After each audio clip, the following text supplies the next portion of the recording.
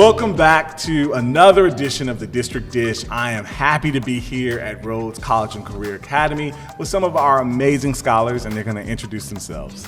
Hi, I'm Kayaja, and I'm a sophomore. Hi, I'm Janaeli. I'm a senior. Hi, I'm Pedro, and I'm a junior. What is your favorite holiday tradition?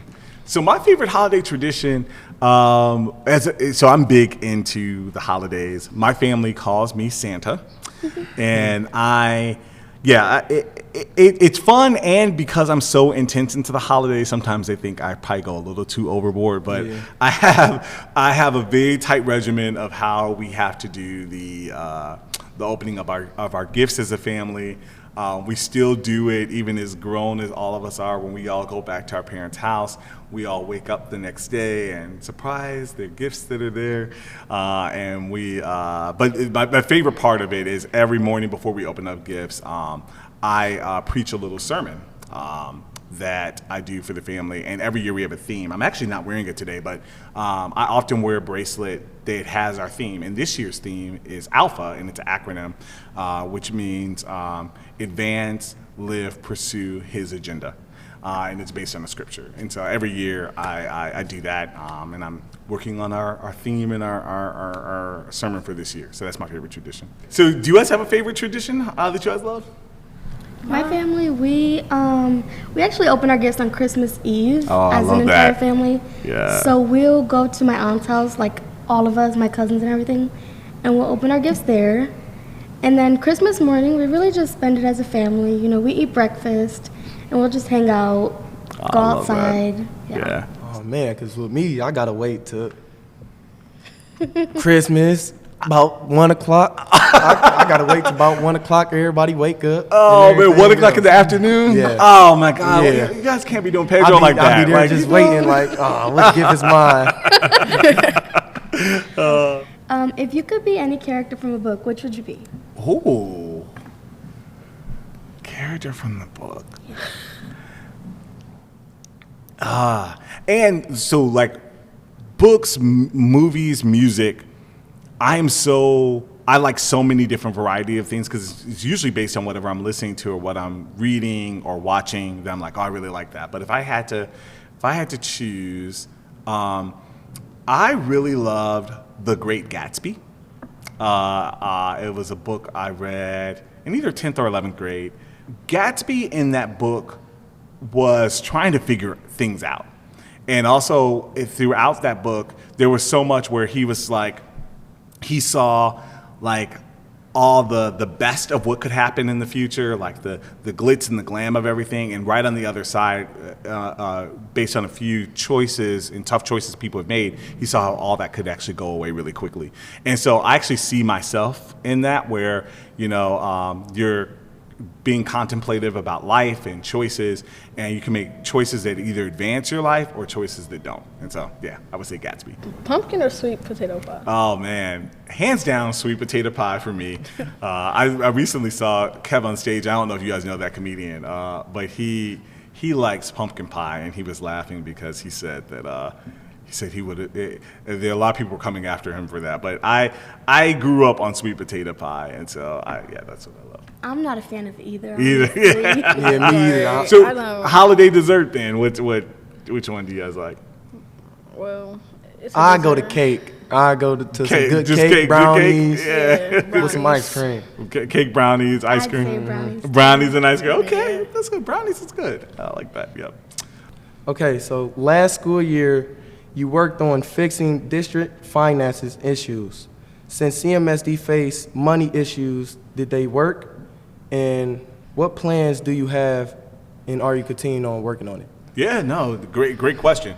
We did have some huge financial challenges. When I started last year, to put it simply, we looked at our future finances, and it was showing that this school year that we're in now, and then the next school year, we would end the year in a hole. And the state of Ohio requires that districts end the year in the black. And so when we say end the year in the black, that means your budget is not negative. It's actually you have money at the end of the year. And so last year we had to make several cuts.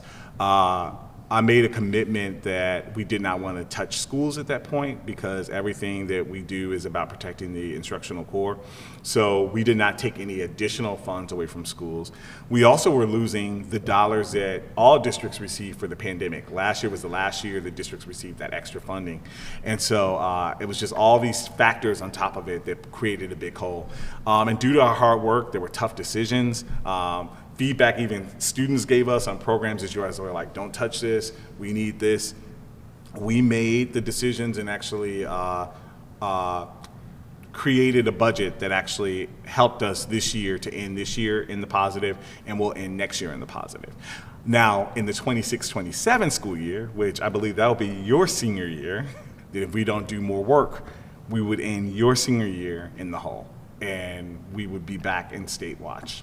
What that tells me is we have to do work to think about how to right-size our district in terms of get the right resources in while also producing the right type of student experience. And so that's work we have ahead of us. And that could mean rethinking the programs that we have. It can mean making sure we have schools that are fully enrolled so that we can offer the types of programs that we need. So there's lots of work ahead of us. It's not a one and done. I see the next 3-4 years ahead of us being a lot of work to continue to help us with our finances. Okay, so tuning back into that, where do you see yourself in 10 years? Oh, wow.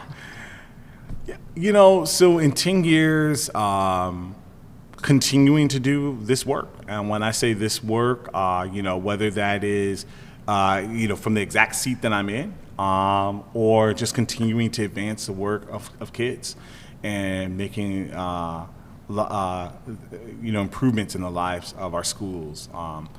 And then so much can happen in 10 years, because in 10 years, yeah, it's a new decade. I'm in a new phase of life, of age, and it goes fast because just as you asked about 10 years from now, when I think about where I was 10 years ago or even 20 years ago, life can change so drastically. And so I say that to say, even though being really focused on the goal, you never know where life is going to take you, and that's good and bad.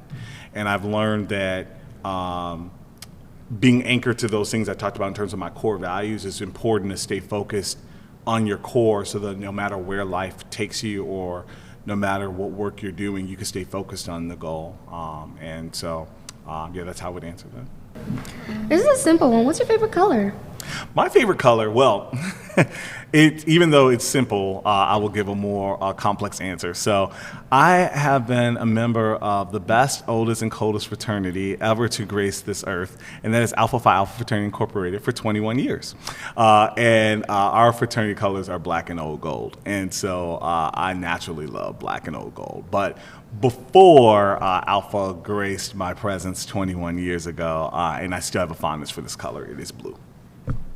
And I like that because my favorite Ninja Turtle was Leonardo. Mm-hmm. I still, actually, fun fact, I still collect Teenage Mutant Ninja Turtle figurines. And love Leonardo. He was the leader of the pack, and also his color is blue. My favorite color, red. Oh, Mine nice. is pink. Oh. But I never really had an option because growing up with a sister that was so close in age to me, my mom like kind of assigned us colors. So I was always the pink sister. She was the purple sister. Favorite color? I like black. Oh, you like black? Okay.